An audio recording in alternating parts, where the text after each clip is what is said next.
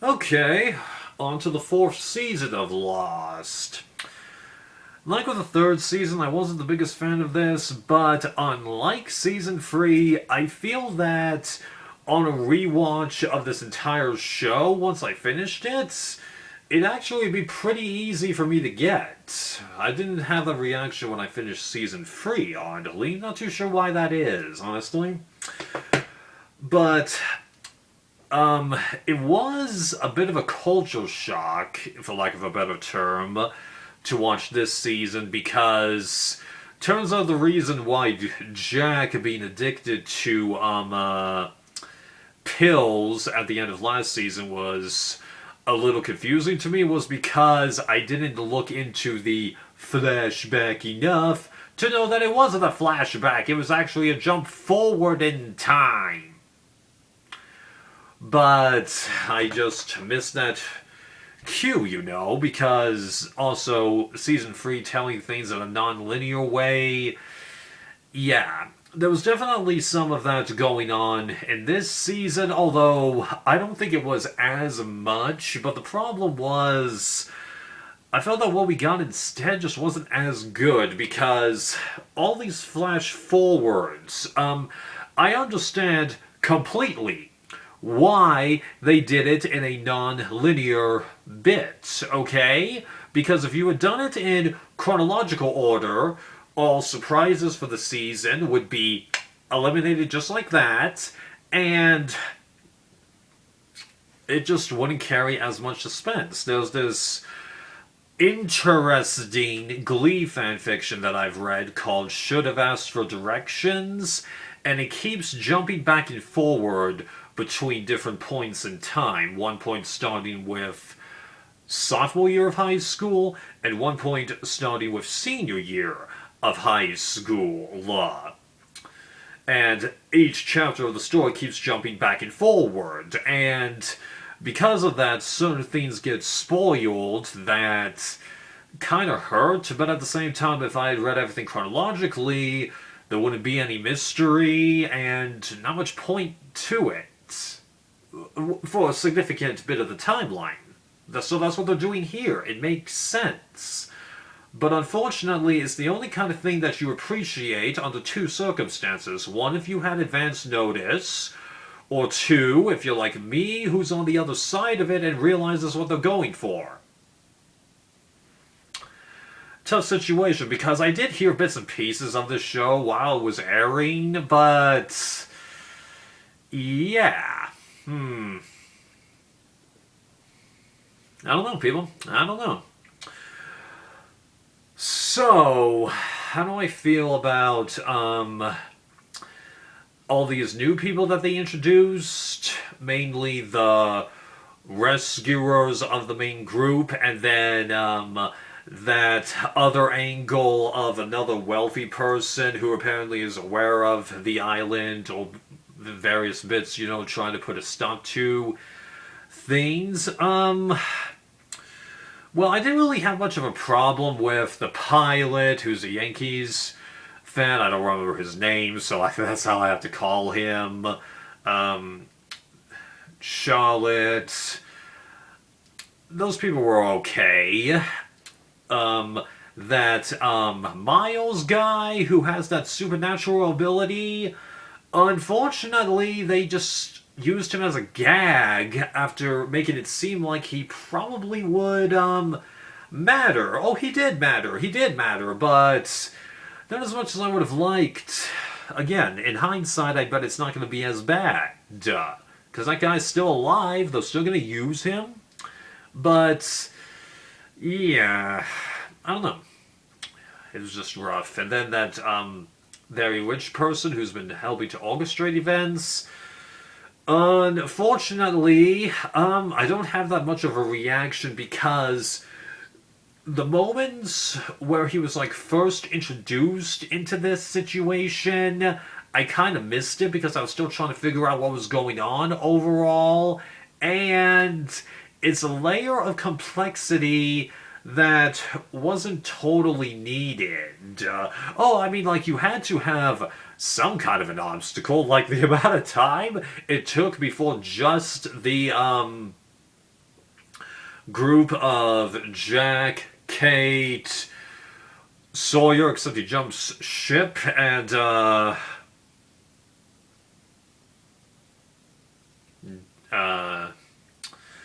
no, not Desmond. He was already on the ship. I forget who else was there. Before that, the group was able to get out there and start putting in motions to truly cause change to occur.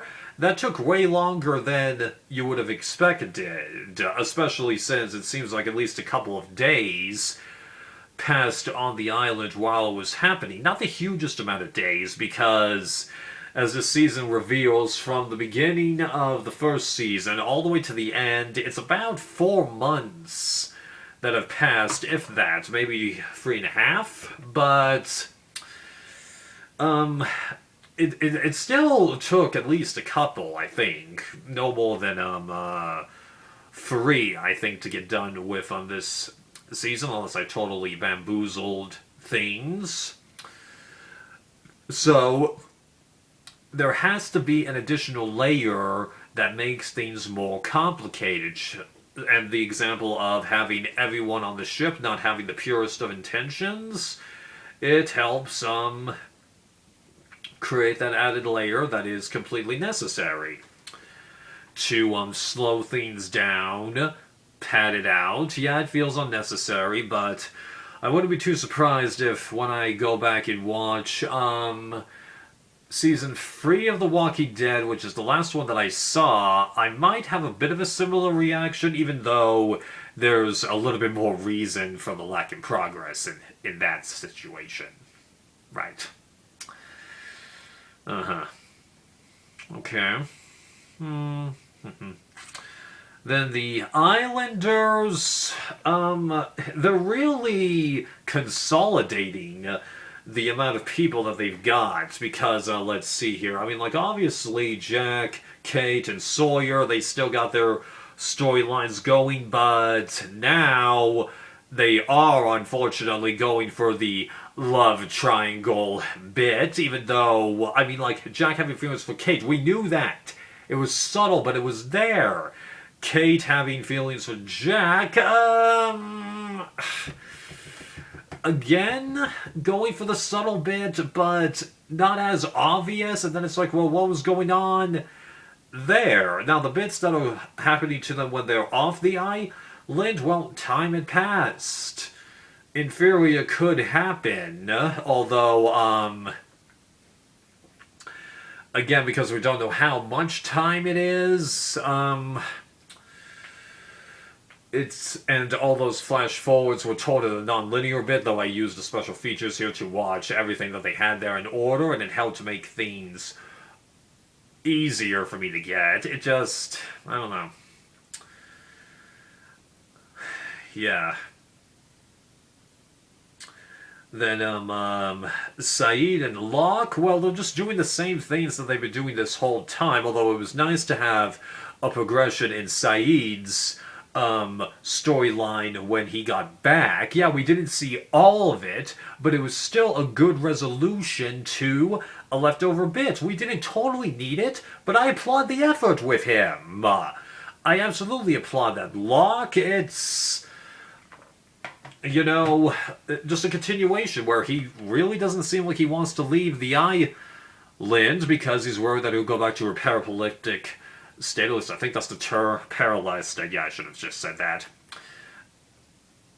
To go back to that, even though, as it was hinted at the end of last season and revealed at the end of this one, he actually died, even though Ben makes it abundantly clear if they all go back to the island, he's going to be brought back to life. They've more than made that clear, So yeah, we haven't seen the last of John Locke yet, but have we seen the last of him really trying to help people and being the good yet mysterious person? Yeah, now he's more of,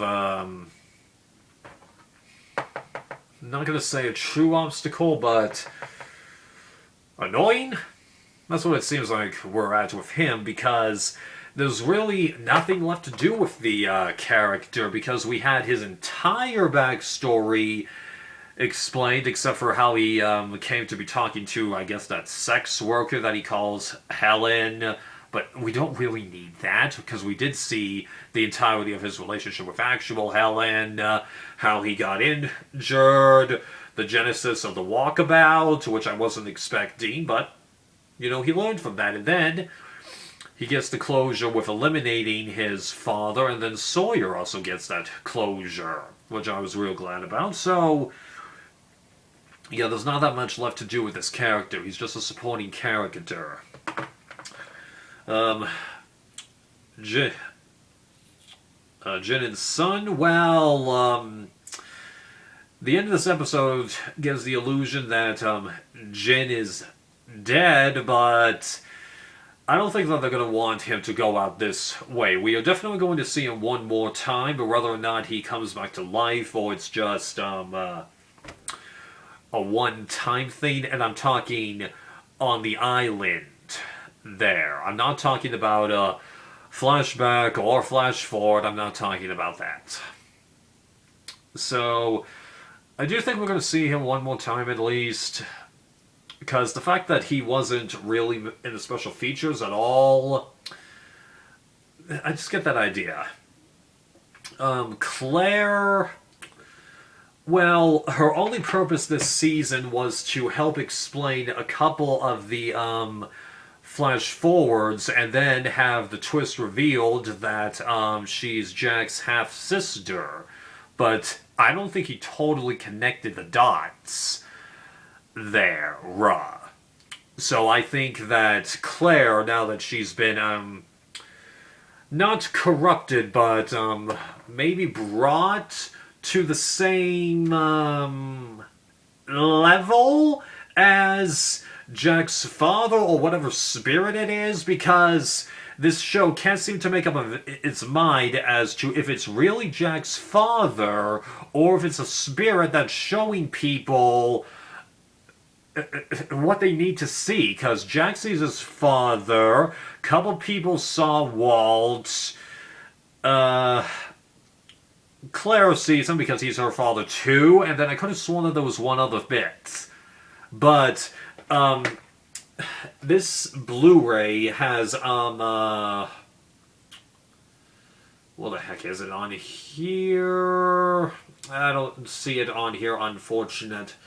But, there's a special feature that is, if you're going from left to right, the last special feature that is called, like, Missing Pieces or More-Sodes, basically Webisodes. This spirit, if it truly is a spirit, is what sends Vincent to wake Jack up at the beginning of the pilot. And that one of those webisodes, More-Sodes, Missing Pieces, it has Jack's father state that he felt that he did bad with Jack, which is basically the one human moment we've seen with him and Jack this whole time. He did have one kinda human moment with Claire, but you don't know if his motives are true here, right? So, yeah. But, yeah, so Claire, we're going to get a little bit more for her, but now she's more like been brought into the island, succumbing to the spirit of the place. You know, like Simon in Lord of the Fleas. Yes, I had to use Cliff Notes to figure that out, but... That seems to be what they're going for with her. Then a Juliet... Well, I'm glad that she is turning out to be a good person now, because Season 3, she went back and forth enough times that it was like, make up your minds. And then Ben, well, he's still not a good person, but given what happened to Alex there, it's now, there's a common enemy. And, he's doing what he can. Plus, he gives the illusion that some of his people are still there, even though I could have sworn at the end of last season he wiped most of them out. So yeah, I mean, like, this character, they're gonna totally off him at some point. The question is when. Nah. Although I bet by the end of it, we actually might be a bit sad that he dies, but it's only because now he's got nothing left to lose. When you have nothing left to lose in life, you become a totally different person. Some become reckless, some become an empty shell and just fade away. Or some go to the people that they've been antagonistic to, and then they're like, alright, revenge time. Not the purest of motives, but it's something. Yeah. Okay, so that takes care of, oh yeah, Hurley. Okay, so we didn't see every little moment in his backstory, but I do like that, he seemed to be having trouble adjusting to normal life. Although the little bit with, the thing that isn't really Charlie, even though it wants Hurley to think that it is Charlie, so maybe it is the spirit of the island coming back again?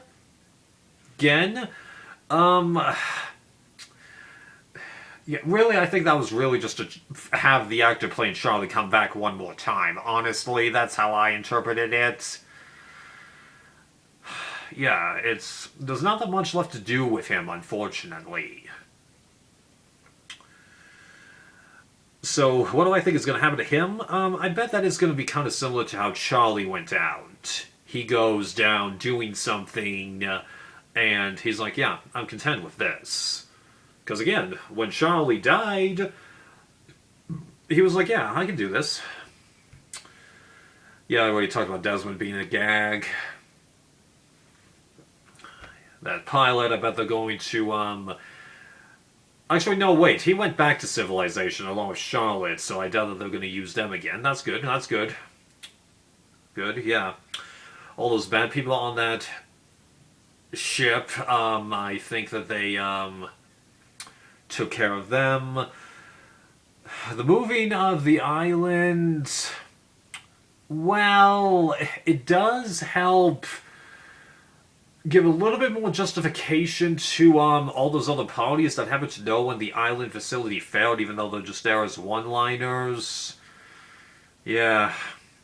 But they're gonna have to spend a lot of episodes getting back to that island, because when they get there, unless it's by an accident again, yeah. So yeah, Lost, Season 5. That's gonna be a mighty interesting conundrum.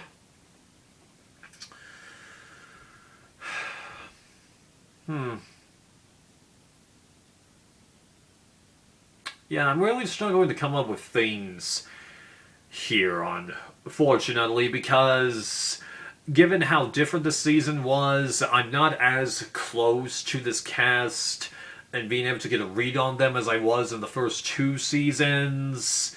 And it's clear that there's just always going to be another group of people that are doing,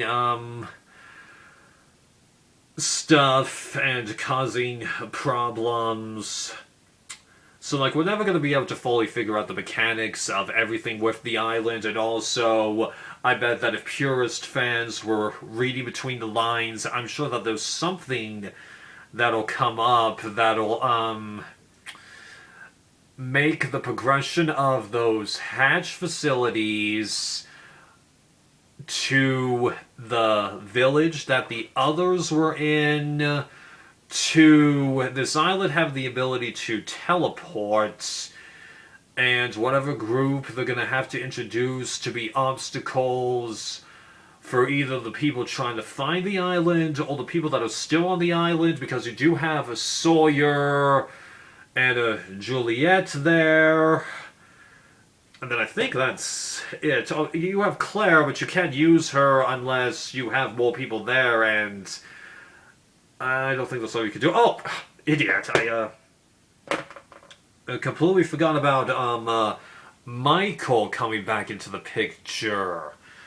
Okay, so it is better that they did that so people aren't accusing the fans of, oh, you just wrote a character off and just did nothing with them ever again. Yeah, those are annoying things when they happen. The West Wing was infamous for doing that, but people really only pointed out as to where a regular from the first season doesn't appear in season 2. They're just gone, but that's the regular no one cared about.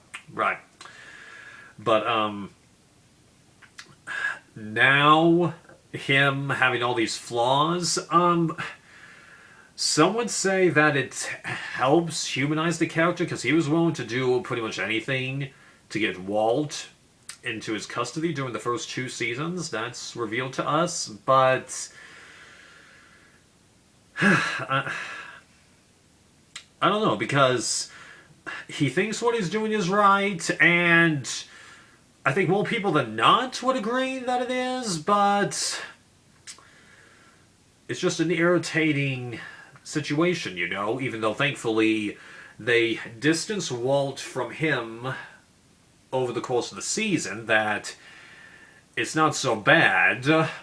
And I kind of forget how he ended up getting off of the island, though, because he's not part of the Oceanic Six. Jack, Kate, Saeed, Hurley, Sun, and then, well, it seems like they're counting Aaron as the 6, even though, actually, his bit is the one bit that could have happened before the island, actually, because, yeah, I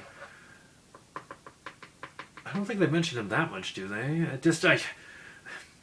See? It's this non-linear bit. If I was watching all this in hindsight with a whole bunch of cheat notes, especially from the Lost Wiki, it would make a lot more sense.